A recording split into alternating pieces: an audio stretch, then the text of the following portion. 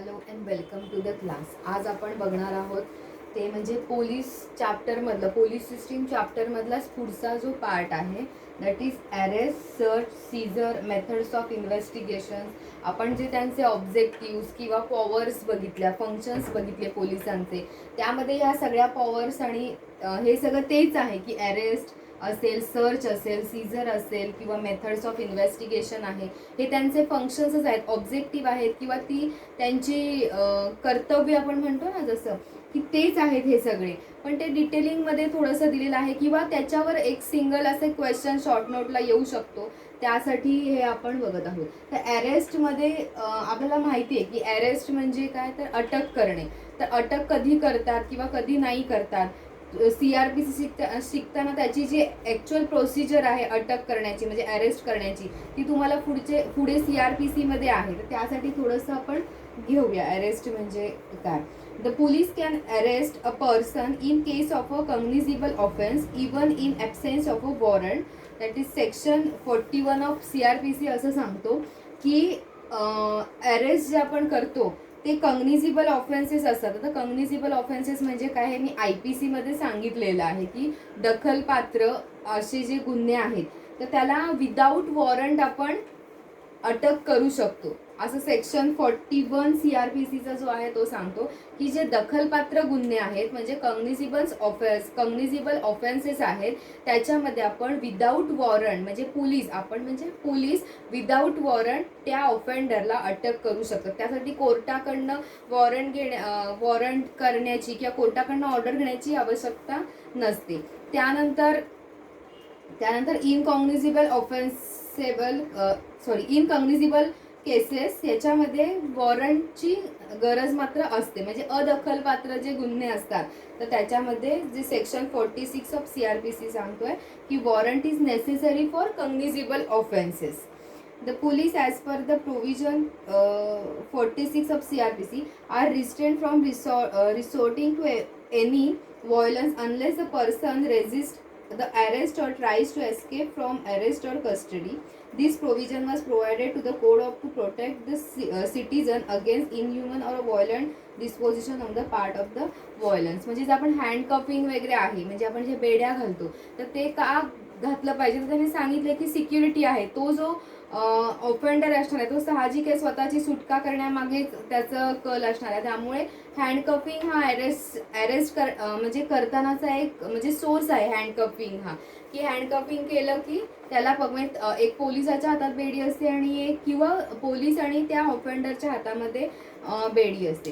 पण पुढे असं सांगितलंय, प्रेमशंकर शुक्ला ही जी केस आहे 1983 SSC पेज नंबर 526 त्याच्यामध्ये असं सांगितलेलं आहे म्हणजे सुप्रीम कोर्टाने असा हे जजमेंट दिली आहे की हँडकफिंगची गरज नाहीये. पण ती कुणाला नाहीये, ते अंडर ट्रायल जे ऑफेंडर असतात. आता अंडर ट्रायल ऑफेंडर हे IPC मध्ये बघितले, पण तरीही मी तुम्हाला सांगते अंडर ट्रायल ऑफेन्सेस म्हणजे कोणते. तर आता एखाद्याला जर अरेस्ट केली, आपण एखाद्याने गुन्हा केला, त्याला अरेस्ट केली आणि त्या बेलवर काय सुटला नाही, तो जेलमध्येच आहे, त्याच्या रोज तारखा लागतात म्हणजे 15 दिवसांनी त्याच्या तारखा लागतात. पण तो जेलमधनं, आता इतर आरोपी जे सुटलेले असतात ते कसे बेलवर सुटलेले असतात, ते तारखा अटेंड कशा करतात, घरातून पोलीस स्टेशनला.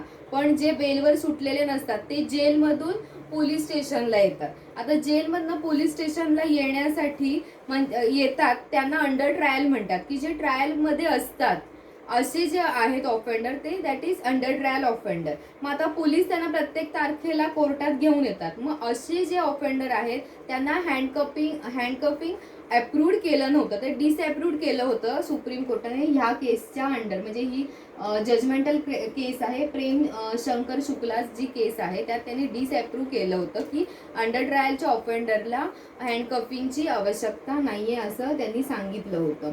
पण काही असे गुन्हे केले असेल किंवा काही असा विकृत असा ऑफेंडर असेल की एकदम तो कुणाला आवडत नसेल किंवा कधी कधी असं होतं की गाड्यांची म्हणजे त्यांना आणण्यासाठी एक गाडी असते, म्हणजे जेलची एक गाडी जाते की येते तर एखादाच ऑफेंडर असेल तर त्याला कधी कधी प्रायव्हेट गाडीने आणतात किंवा त्याला एकच पोलीस असा घेऊन येतो.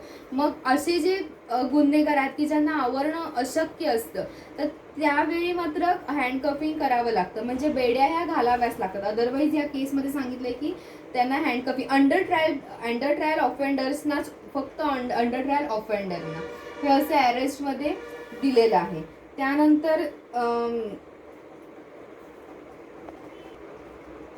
तर अरेस्टमध्ये हे सगळे प्रकार आहेत. इन डिटेलिंग CRPC मध्ये याचं इन डिटेलिंग दिलेलं आहे, पण हे फंक्शनमध्ये किंवा शॉर्ट नोटला अरेस्ट हे येऊ शकतं. त्यानंतर आहे सर्च, की ज्याला आपण झडती म्हणतो मराठीमध्ये, की झडती घ्यायला पोलीस आलेले आहेत. तर झडती एक कसं असतं, दोन प्रकारे असते. एक तर इन्व्हेस्टिगेशन करताना झडती, किंवा म्हणजे जेव्हा केसेस चालू असतात कोर्टामध्ये तर तेव्हा सुद्धा झडती होऊ शकते. जसे पुरावे पुढे येतात त्याप्रमाणे झडती होऊ शकते. तर त्याला सर्च असं म्हटलं जातं, की एखादे गुन्हेगाराने गुन्हा केला, ऑफेंडरने जर एखादा क्राईम केला तर त्याचं इन्व्हेस्टिगेशन करणं गरजेचं असं ना. आता एखाद्याने मर्डर केल्यानंतर त्याला ते आता कसं शोधणार की ह्याच माणसाने मर्डर केलंय. बरेचदा मर्डरच्या केसेस कळूनच येत नाहीत, किंवा ह्याच माणसाने केला असेल मर्डर हे समजूनच येत नाही. मग त्यासाठी पोलिसांना भरपूर इन्व्हेस्टिगेशन करावं लागतं.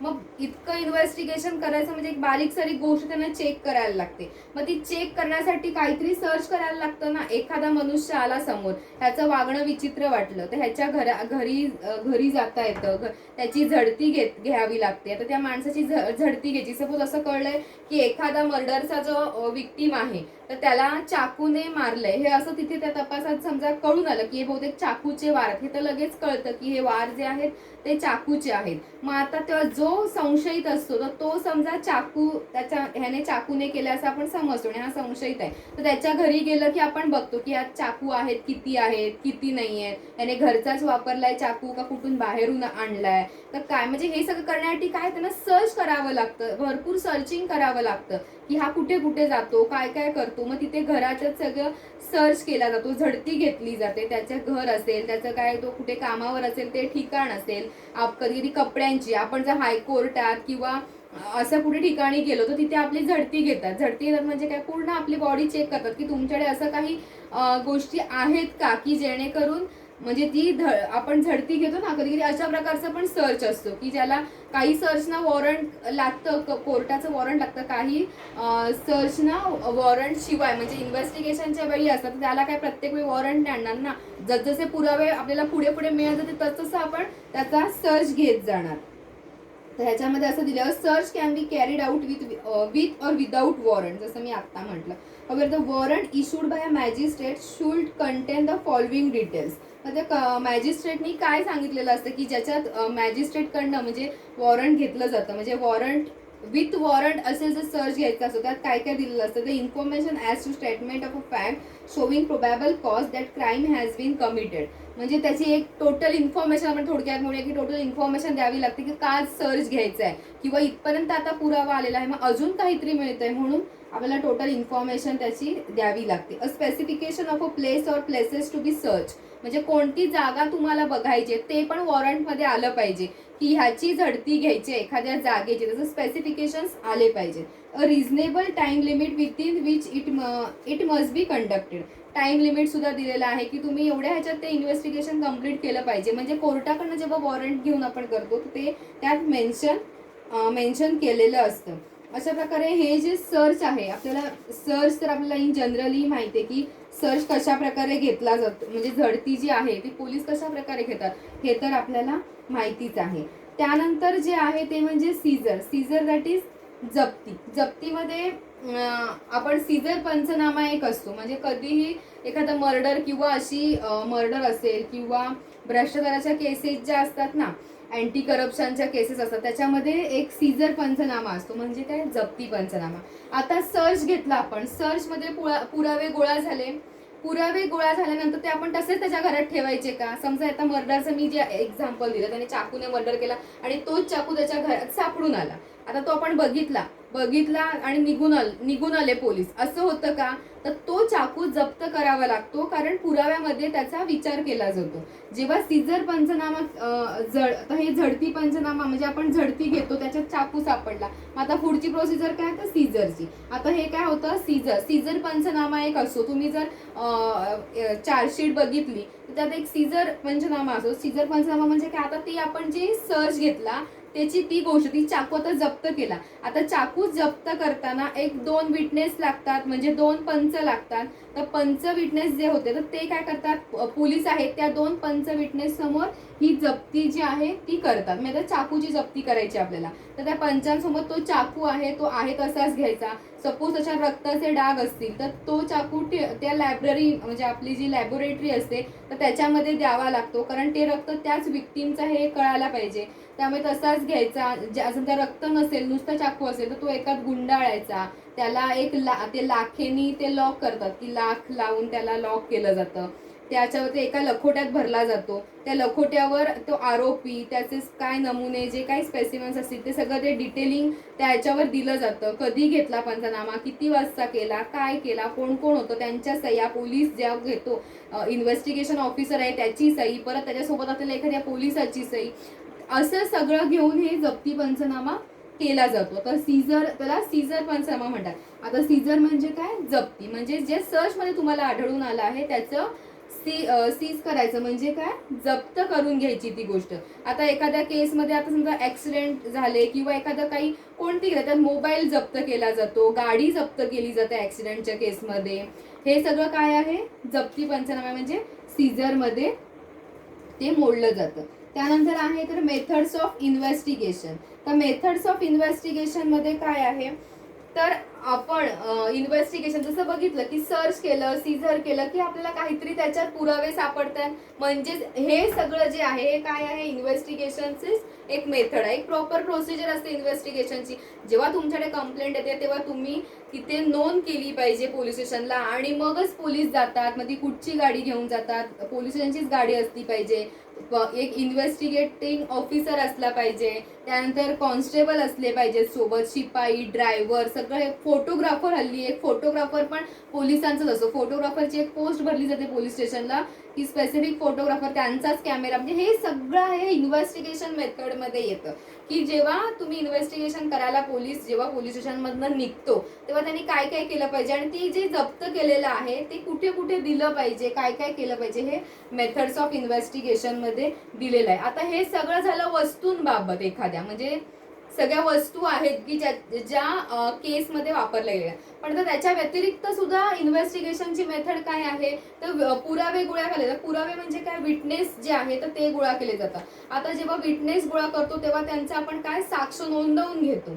ते जे काय म्हणतात त्याची साक्ष नोंदवली जाते. मग ती नोंदवून घ्यायची असते. तर प्रत्येकाला पोलीस स्टेशनमध्ये बोलावलं जातं की ज्याच्यावर संशय आहे किंवा जो विटनेस आहे त्याला पोलीस स्टेशनला बोलावलं जातं आणि त्याची साक्ष नोंदवून घेतली जाते.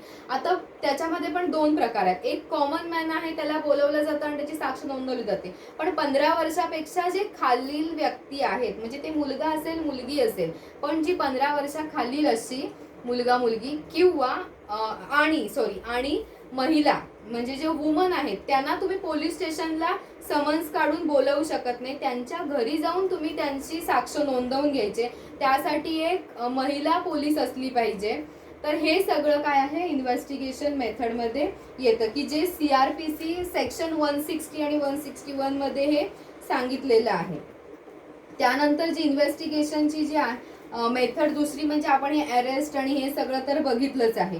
की समजा एखादं असं म्हणजे जसं मी मर्डरची केस सांगितली त्याच्यामध्ये एखादं जर काही वेपन वापरलंय ना, जसं की चाकू, तर ते चाकू वापरलं तर चाकूची जप्ती आपण हे सर्च करून सीझर पंचनामा करून घेतो. पण त्याच्या व्यतिरिक्त जर ते पुरावा गोळा करायचा असेल तर त्यासाठी तो जो विक्टीम आहे तर विक्टीमचं जे आपण काय म्हणूया त्याला, म्हणजे समजा एखाद्याचं काही इन्व्हेस्टिगेशन मध्ये मिळालं नाही तर आपण काय करतात की ते प्रेत सुद्धा कधी कधी उकळून काढलं जातं. म्हणजे काय?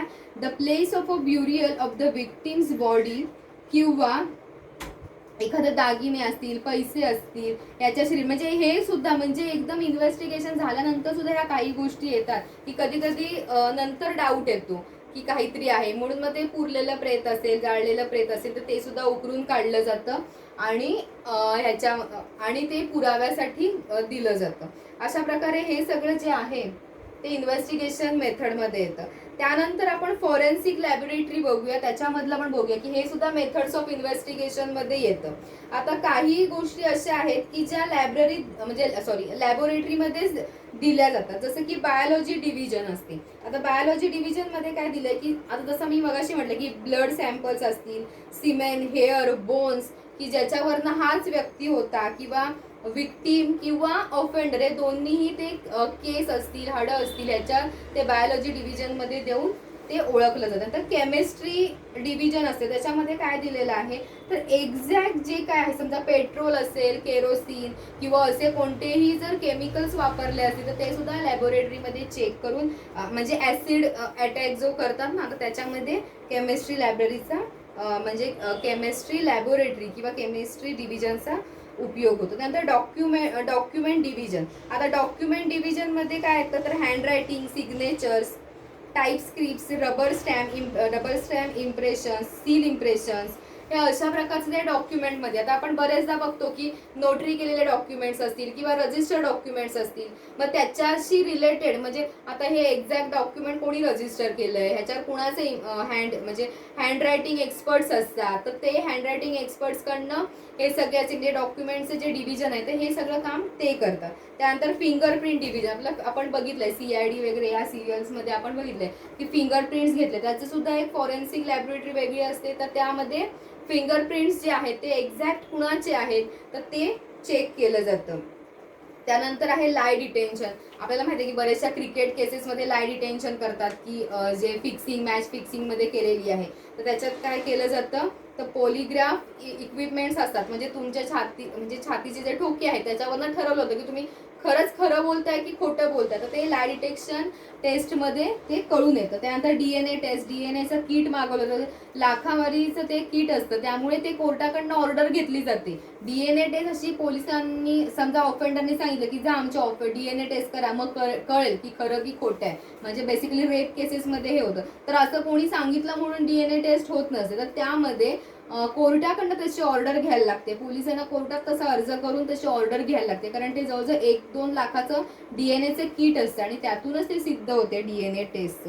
त्यानंतर कम्प्युटर फॉरेन्सिक सायन्स आहे की ज्याच्यामध्ये काय सायबर क्राईम जे होतात, एखादे मेसेजेस आले आपल्याला, आपण म्हणतो बँक फ्रॉड वगैरे ह्याचे मेसेजेस येतात, तर ते कॉम्प्युटर लायब्ररीतनं त्या गोष्टी घेतल्यात. अशा प्रकारे हे आहे ते मेथड्स ऑफ इन्व्हेस्टिगेशन आहे. म्हणजे हेअर, बोन्स, केमिस्ट्री डिव्हिजन मध्ये आहेत वेगवेगळे ऍसिड अटॅक सारख्या ज्या केसेस आहेत त्याच्यामध्ये केमिस्ट्री डिव्हिजन उपयोगी पडते.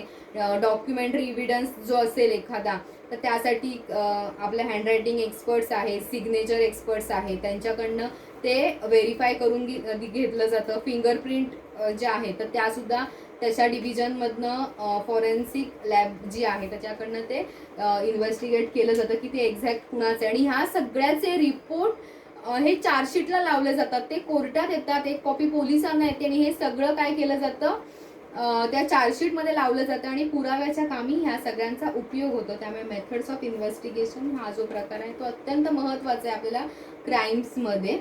त्यामुळे हे असे जे प्रकार आहेत arrest, search, seizure, methods of investigation, हे पोलीस सिस्टीमचा आपण चॅप्टर चाललाय. तर पोलिसांनी काय काय केलं पाहिजे, जसं आता आपण ऑफेंडरची सायकोलॉजी बघितली, आता हे पोलिसांच्या पॉईंट ऑफ व्ह्यूने बघायचं की पोलिसांनी काय काय करायचंय, तर हे सगळं ह्याच्यामध्ये दिलेलं आहे. थँक्यू.